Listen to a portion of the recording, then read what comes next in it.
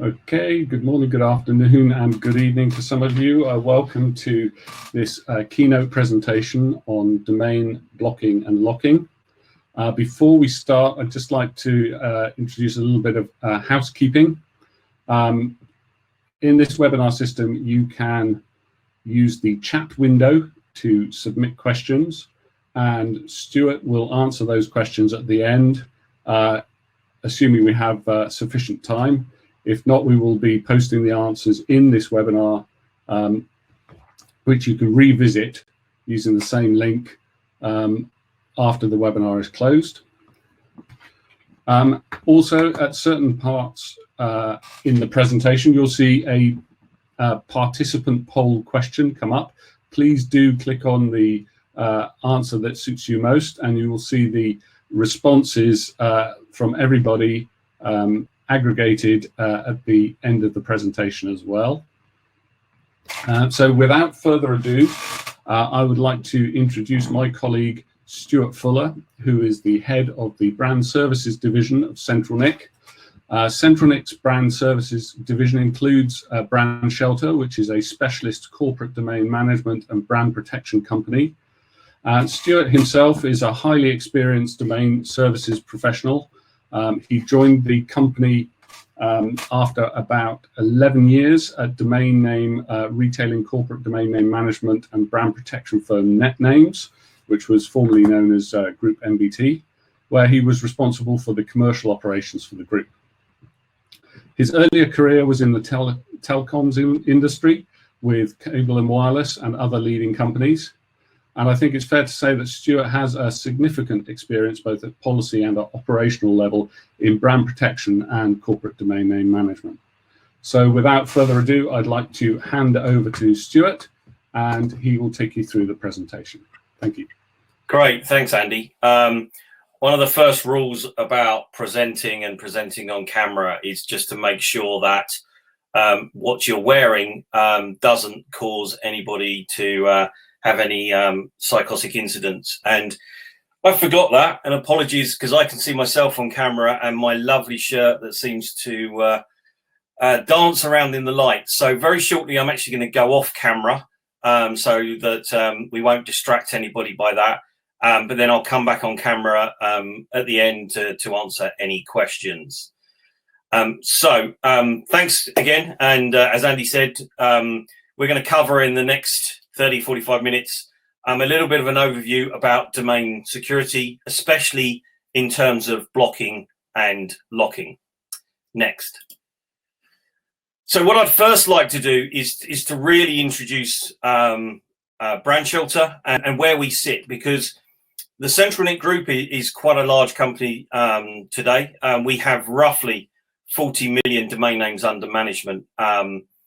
And what we've really been doing over the last few years is concentrating on a few new key markets. And one of those is our corporate domain name services division, BrandShelter. BrandShelter sits on underlying infrastructure that's been operational and has been providing security and stability for over 20 years.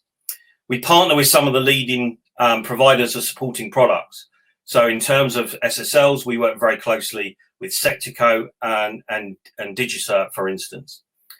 Our approach we like to think is different. We're very consultative in our outlook. We like to agree priorities with our client base. We like to discuss what's going on in the industry and how that will impact their services. We focus very heavily on portfolio health. And that's one of the reasons why we felt that it's really important to start talking about locking and blocking and how that really is going to work. Brand protection and domain name strategies are one of the real interesting elements that we're going to certainly start focusing on over the next few months, and you're going to get to hear a lot more information about those two subjects from BrandShelter and from your account management team over the next few months. So what I want to do is to start off by talking about the online landscape. And this is really important to us because This is all around the risk and rewards of being online. We know that every ambitious brand wants to be online, and there are the tools out there that can get people online immediately. But you have to be aware of what risks are out there. There's a lot of sensationalization of risks in the world today, especially in the media. And it's important to try and understand where the real risks are and where the sort of risks that are being promoted and expanded a lot by the media. One of our core philosophies for our clients is to think globally but act defensively. We know cyber attacks are one of the fastest growing crimes we know today. Interestingly, some stats I was looking at when I was preparing for this webinar showed that around 30,000 websites are actually being hacked in some way or another every single day.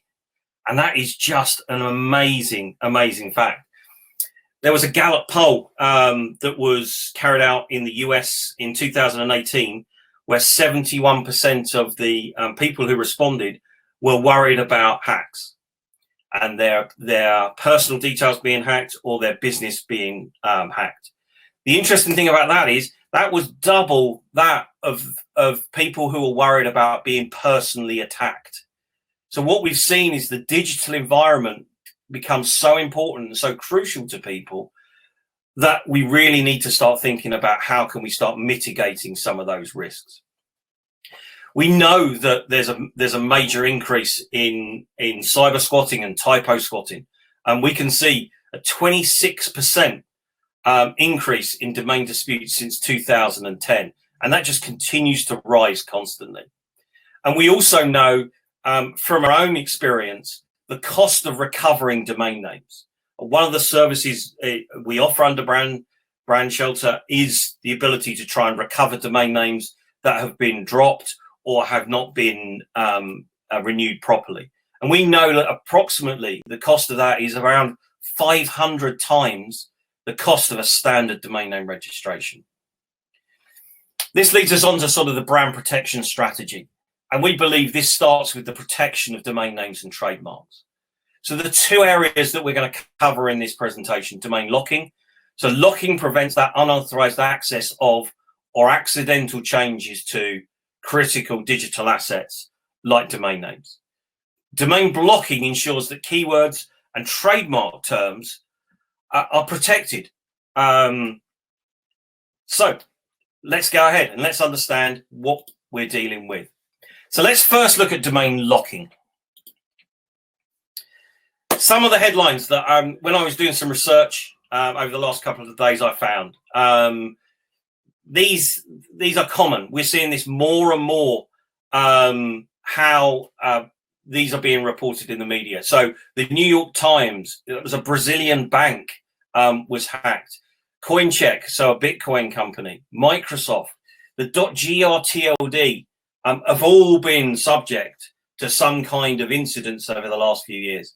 And how long before we see that highlight in yellow being headlines? Major data breach, as whoever it is hacked. Interestingly enough, there was a lot of noise last night around a number of very famous people who had their social media hacked and messages sent out on social media. Now, obviously, social media is not related normally to domain names, but it's still there, and the media will sensationalize that and they'll use the word hack. So it's very, very important that we look at not just the risks in terms of revenue of a domain name being accessed, but also the reputational damage as well. So what can we do? That's really, really important.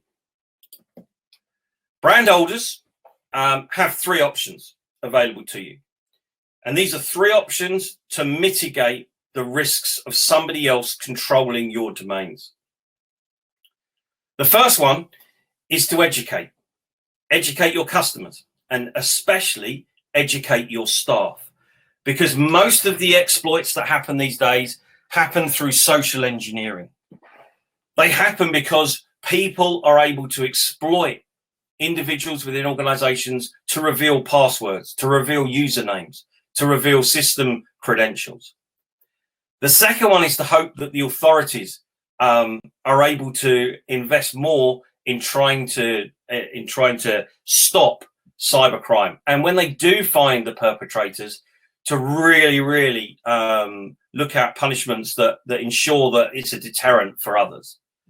And the third one is to ensure, where possible, that critical digital assets are locked.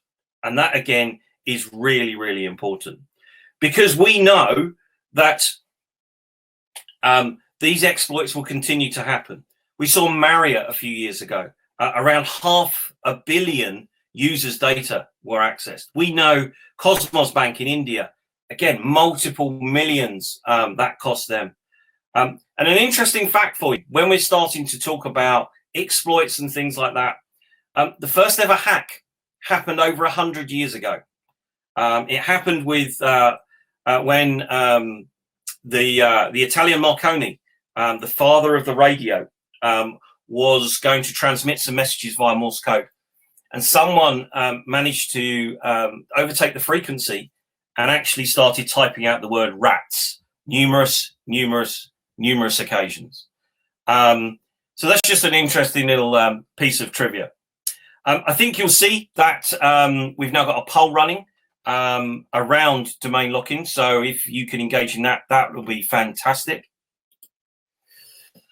So before we actually go on and talk about locking, I thought I would just give a very quick overview as to, in the most simplistic terms, what a domain hijack can look like. On the picture on the left, I'm just seeing if I can actually draw this. Let's give it a go. If you use the web, the internet, you'll make a request to a website, and what you'll do is you'll go to a local caching server that will see if you've ever looked at that web page in a previous day, or in a previous few days, or previous hours. If not, then eventually you'll be directed to a DNS server relating to that domain name, and that DNS server will send the address of where the website is back to your computer. Your computer then sends it off to the web server where the web page is, and then the web page is returned, and you are able to view the web page. This happens in a microsecond. What happens with a domain name exploit or a hack is the hackers are able to access the DNS relating to a particular domain name, and they change the location, they change the IP of where that web page is. So again, you go to the server, you then hit the DNS server, but the information that's being given back to you is not of the true website. So then your computer will go to the new web server, and what you'll be seeing is something that could look very similar to the real website, or it could look completely different.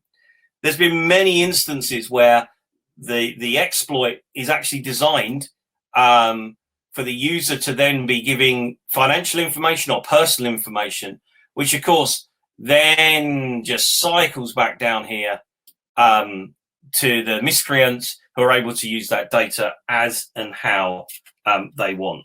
And it's quite a quick operation, and it does take some significant amount of time to unpick these things. So how do we do this? How do we prevent DNS hijacking through domain locking? Well, let's go back to the definition of a lock first. A registry lock prevents changes to a domain name at a registry level without multi-party authentication. So what that means there is that if the domain name is locked at the registry, unless you have the right credentials and go through the right process, you will not be able to make any changes to that domain name. And that acts in two folds. It acts to stop malicious attacks, but it also acts to stop accidental things. Now, going back of the day, we're going back 10 years here, I had a work colleague who actually accidentally managed to take eBay offline. And at the time, the particular TLD did not offer a lock, and he accidentally managed to take it offline. Now, back 10 years ago, 12 years ago, eBay was one of the biggest online marketplaces in the world. So you can imagine, how serious that was and how quick we had to act to do something about this. But the interesting thing was that it was so easy to happen because it was just one accidental command and it took it down. Now, DNS hijacking is a major threat. It's not only a major threat to private organizations, but it's also to governments. Because nowadays, DNS hijacking can lead to data breaches. And under the GDPR regulations, that can mean huge fines being levied on the organization. It's headline news, reputational damage, technical recovery time, depending on what damage or what actions are done by the hijacker, may depend on the TTLs of domains being reset, which therefore means that the recovery time can be significant. And finally, it's about consumer confidence being lost. And consumers, we know, if they feel like they've been exploited or even attacked themselves, they will be very unlikely to engage in the short term with that brand again. The great thing is that registry lock is potentially available for around about 50% of the registered domain names in the world today. But we estimate around 0.9% of all those domain names actually have an active lock in place. So it is quite an interesting situation. Now, interesting, just to let you know the results of our first poll, around 54% do not currently use a registry lock. So that's an interesting stat. We would have thought it would be slightly lower than that, but that's good, because what we want to do is to give you some information today to be able to make the decisions as to what you need to lock. So, why should you lock domain names then? Well, I think there's a couple of reasons.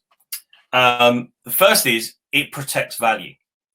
Now, this is a really subjective question about how much are your critical domain names worth to you, because it's really difficult to put a value on it. After all, you can buy a .com domain name for $9, $10, $15, whatever, $20. But how much value, how much wealth, revenue does that .com domain name create for your business? Let's take Amazon, Amazon.com. Amazon could take that and they could buy that domain name. They could renew that domain name for $10 a year. But they actually make around about $4,700 a second. So their $10 asset is creating wealth of $4,700 per second. Now, obviously, not all of that 4,700 is coming through the website, but a significant portion is. So therefore, that there's an argument to say, why wouldn't you lock a domain name, your most critical assets? You should also look at locking them because of vulnerability. We've just sort of stepped through how a DNS injection works. There's unauthorized transfer requests, and that could be where somebody is just trying to game the system. They're trying to chance their arm and push something through. One of the most famous cases of all time has been sex.com, and the story behind that is fascinating about how that domain name fell into the wrong hands through a transfer request that essentially was, from my memory, was faxed in to the registrar and was actioned. We know that traffic redirection, that leads to revenue and reputational loss, and that's incredibly difficult to get back, especially the reputation.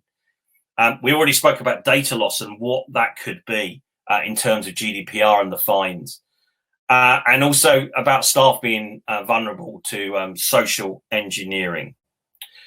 And finally, it should be part of your vision. It should be part of your digital assets vision. One of the approaches that BrandShelter uses is called a portfolio integrity model. And what we do is we look at the domain portfolio from 4 different angles. And one of the angles is domain name security.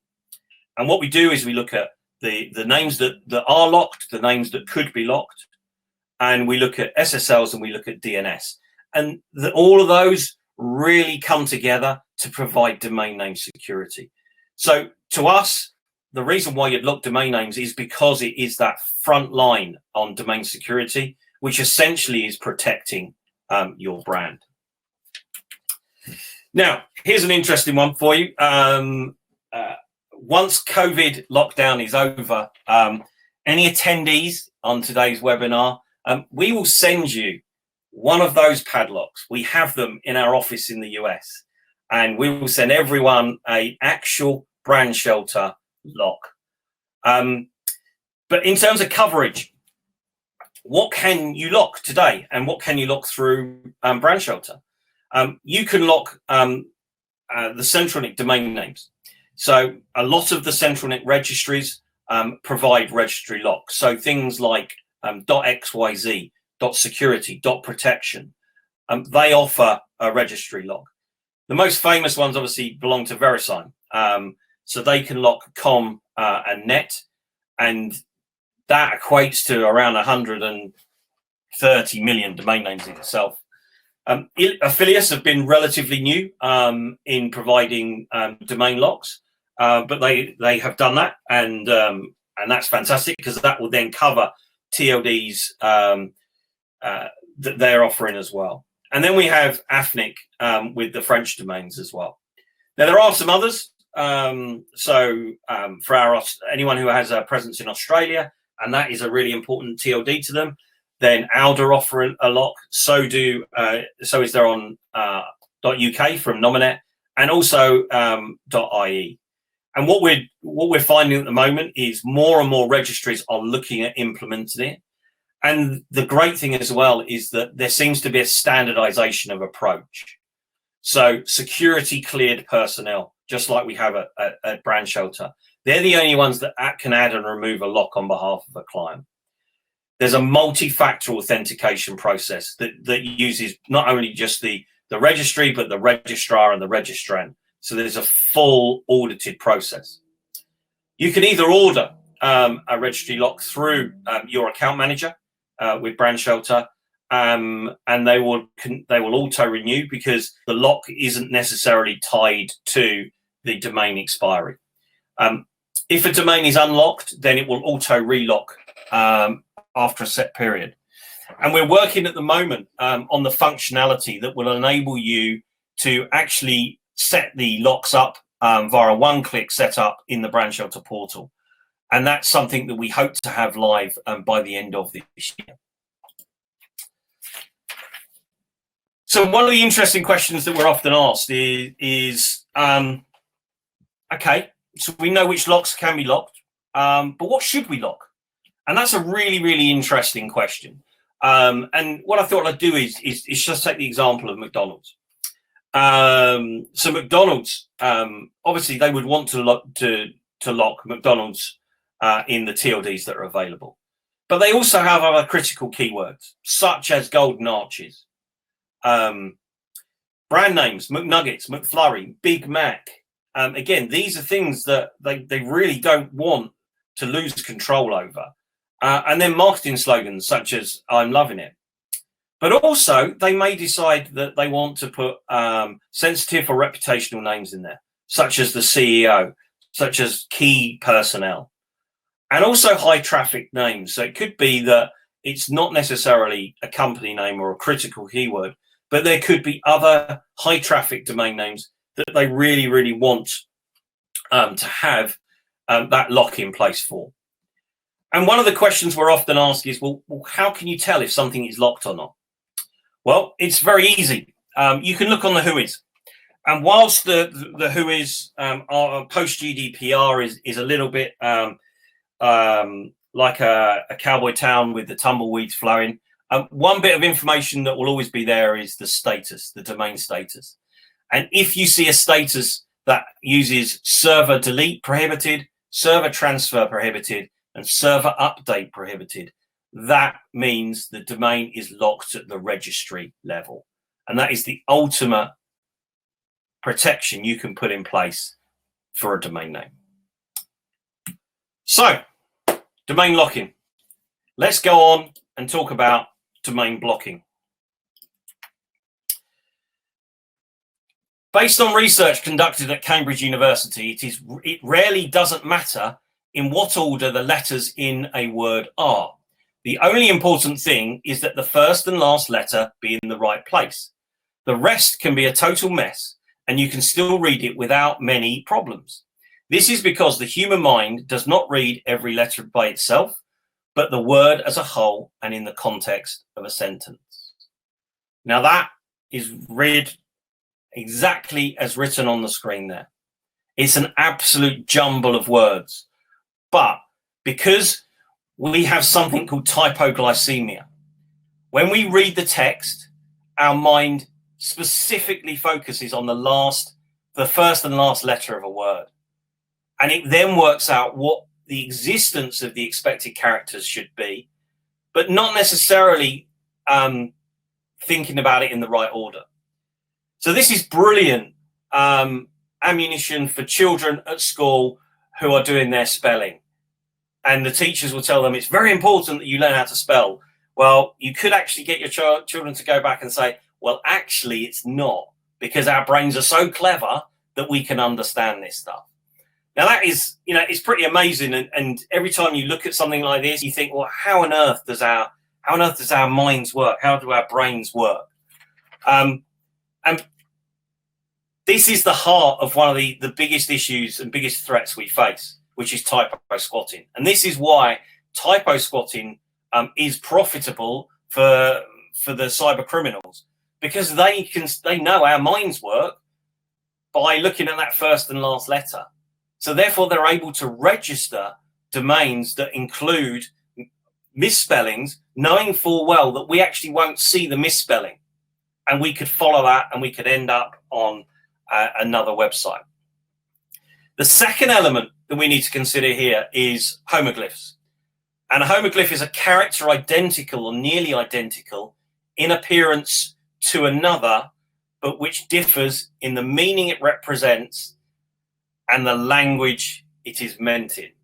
So what we mean here is really about IDNs and how IDNs are growing and their popularity.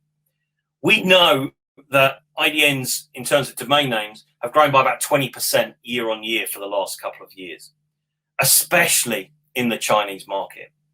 And it's not surprising, because universal acceptance is moving forward at a rapid pace. If you look at China and India alone, there's around about 1.4 billion people who are online, where English may not be, in most cases, or Latin script, their language of choice. So why would they have to change the way in which they interact with brands based on language? The downside of that, obviously, is it means that there are numbers of different variants of letters. And what I've done here is I've got some different examples of how the vowels appear in different languages, and also how the letters C, N, and Y.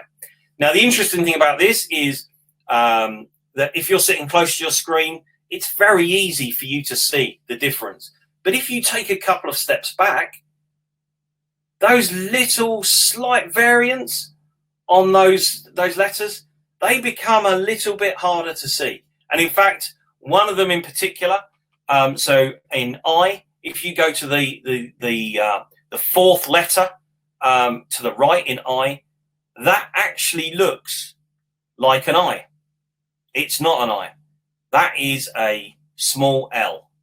And if you line them up together, there's a minute difference, but not that the human eye could ever see it. And this, again, is what means that cyber squatters prey on.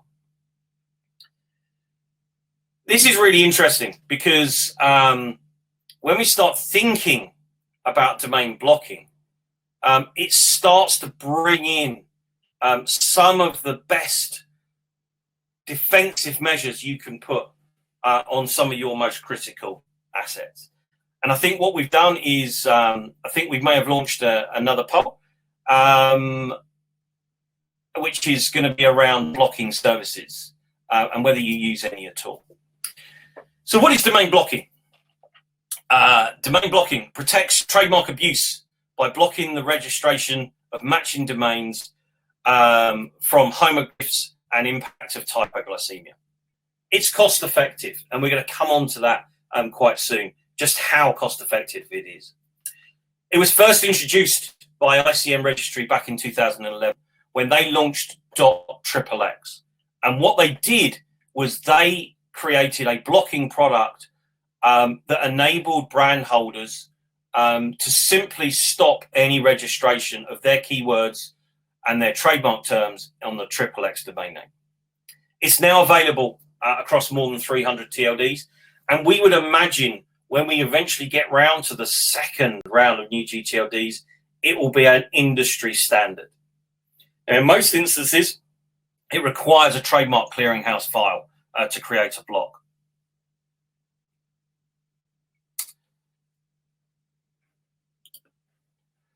So for those of you who are not familiar, in XXX, this is what happens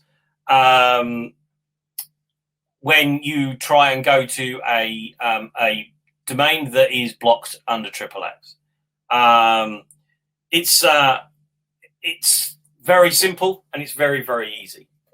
So the domain is reserved from registration, and that's how it appears. That is the simple block. If you go to do a whois check, then what you will see is that the domain has been blocked. It's a very, very simple but really effective defensive measure. So some of the features of domain blocking. We know it's easier. We know it's very, very simple to put in place. And we know that it's cheaper than defensive registrations. The block does not resolve to a live website. So as a brand holder, you have no control over where the block resolves. The whois record will identify the domain is blocked.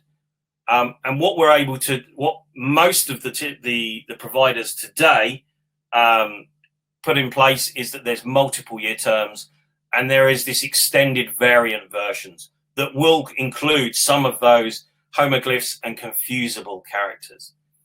Now, there are 4 real providers on the market today. And each of them we're going to go into in turn very slightly. But what I want to do is actually to give a shout out to Donuts, because Donuts were the first organization to really run with a rights protection mechanism under DPML. So they're the sort of grandfathers of this scheme, taking over from what XXX and ICM Registry did back over nearly 10 years ago. So let's talk about variant protection really quickly. What this means is that at the moment, in many TLDs, you can register domains in almost any character set. And that is one of the issues about mixed script registrations. And what we mean by mixed script registrations, let me give you an example on the right-hand side. This is our fictitious friends in Clarinet. And Clarinet can be written in a number of different ways. So the IDN string shows how it would appear in a normal in normal text. But actually, when it appears as in a web browser or as in a domain registration, if you look at the A label, you can see how different they all are. And that's what we mean by a mixed character script. Now, the good news is that under the rules of the new GTLD program, I can actually outlaw mixed script registration. So technically, we shouldn't see these type of variant registrations happening. But IDNs are important because they make a brand accessible in local language. 96 of the original new GTLD registration or applications were IDNs, and brands such as Volkswagen, Philips, Samsung, and Richemont actually applied for an IDN of their own name.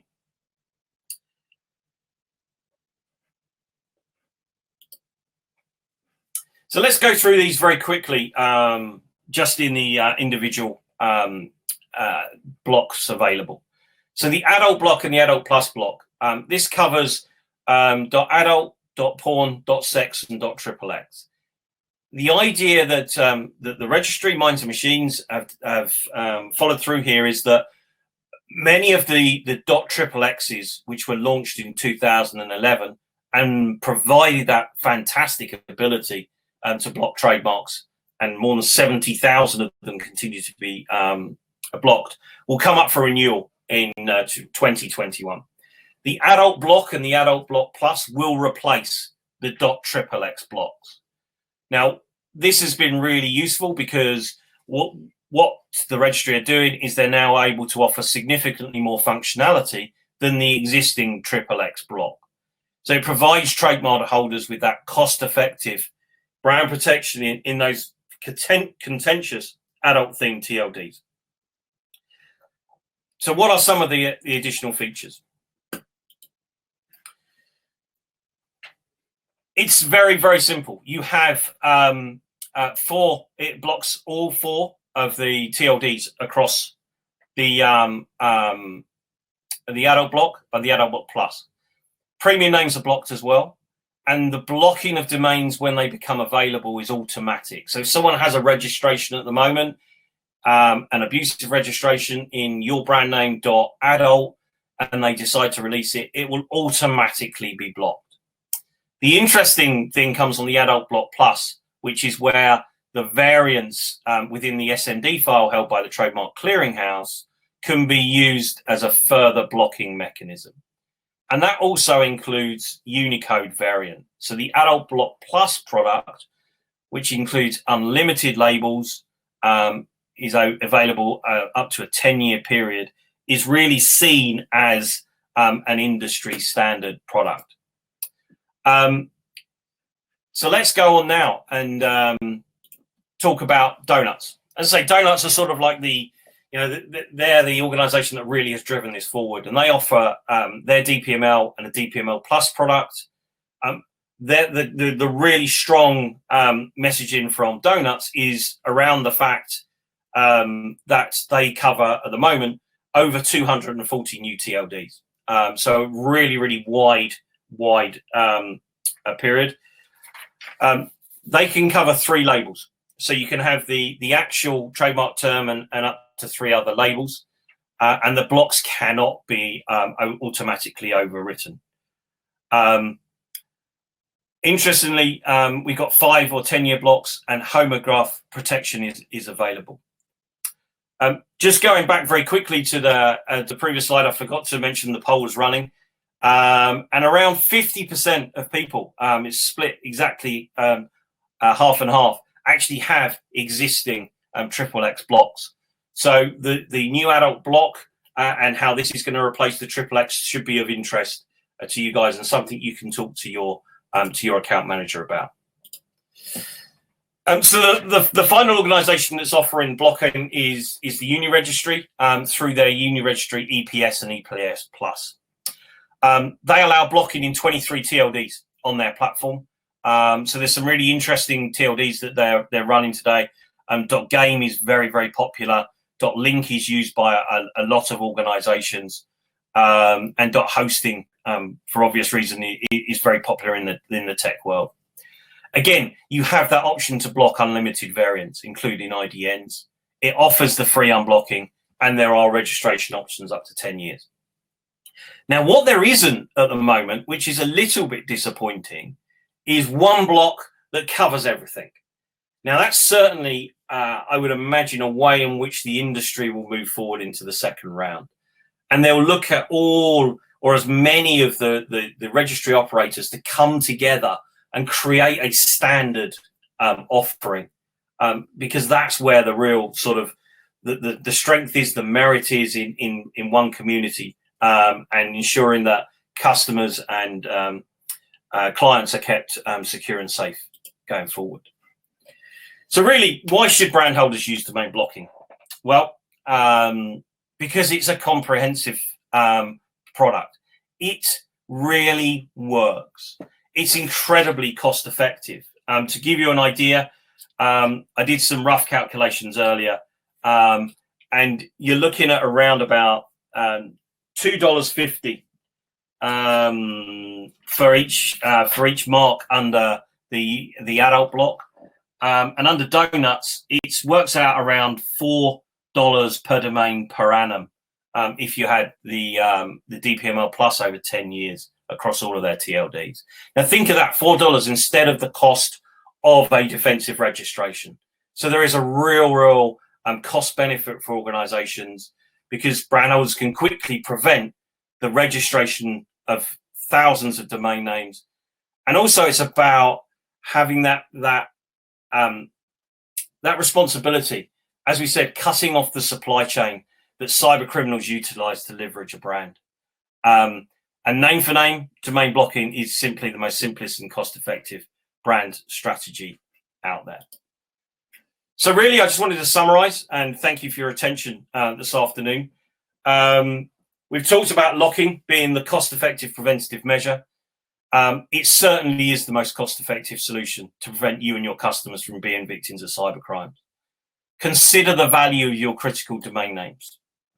And then think about what impact 1 minute of downtime has on your reputation or online trading.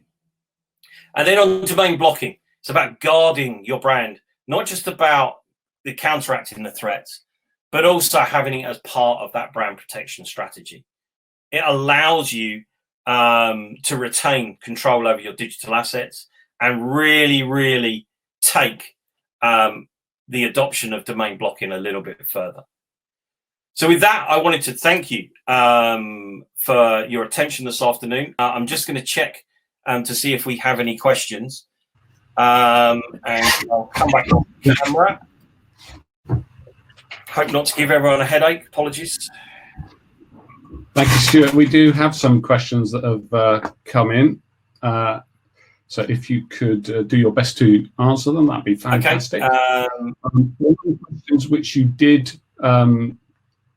touch on earlier on in the presentation that has come in was, why are there so many different blocking products, and why doesn't ICANN create a centralized body to provide these services?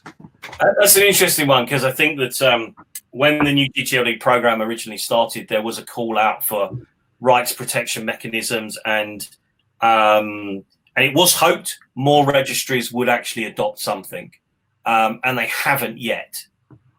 So what we've seen is that the individual registries have been responsible for developing their products, but I do feel that in the second round we will see a requirement for there to be some type of rights protection mechanism that is available for all registrants.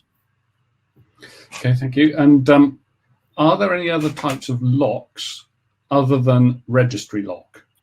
Yes, there are. So most registrars will offer a lock as well. And what that will do is that will prevent a lot of accidental changes being made to a domain. It may prevent a transfer away. It may prevent a delete. But in most instances, the registrar locks will not prevent somebody being able to redelegate a domain at the registry level. Thank you. And then there's a technical question or semi-technical question coming in about the process of blocking, which is, do I need an SMD file for the duration of my blocked registration? You need a valid SMD file to set a DPML block up. It is the responsibility. It's a little bit of a grey area. So I may be speaking slightly out of turn for the likes of Donuts and Minds and Machines. They would say that you need to have a valid product in place, but we are aware that you could potentially order a 10-year block, and your trademark clearinghouse object is only valid for 2 years. So I don't think that the block will end, or there is there's any automated checking back to see if the SMD file is valid. And then another question about the kind of the operations of locked domains. Yeah. What happens if the named individual for a locked domain exits the business? How do we perform operations on it? They would need to speak to their registrar, and they would change the records they hold for the authorised contact. And then only 2 more questions so far. But if I block a domain, can I unblock it for use at a later date? Yes, yes, you can. Many of the existing DPML products have what's called an override charge. Donuts, for instance, would allow you to unblock a particular name, and then it would become an active registration. So you'd pay the standard registration fee. Okay, and then finally, what about blocking at the CCTLD level? That's a great question. At the moment, because it's on a registry by registry basis, and we've not seen many CCTLDs offer it. What we have seen, Nominet from the UK, Alda in Australia, Ireland, they're becoming more and more common now, because the registries see this as a key element to keep registration sticky, so to ensure that people are renewing their domain names. Again, we would love to see this become an industry standard, but because I don't have the remit across CCTLDs, then it's not something they can necessarily enforce or even put in place as policy. But certainly, there is a move towards more CCTLDs providing locking products. Thank you, Stuart. There are no more questions coming in now, but thank you very much for your presentation and your answers. It's been very informative. Before we close the webinar, I'd just like to do a quick promo for our next webinar that will be on the 17th of September at 3 p.m. British summertime by Hayden Simpson, who will be talking about the effect of the current pandemic and how brands have been affected and are dealing with the types of brand protection issues that they see happening due to COVID-19. Please feel free to ask more questions. This webinar will actually remain essentially live, and you can come in and revisit this presentation and also submit more questions that will be relayed through to Stuart, and then he can then answer directly to you or actually put the response in the webinar. If there are no other questions that have come in, I'll just have a quick check. Then I'd like to thank you very much for your attendance and look forward to welcoming you to the next presentation in September. Thank you very much.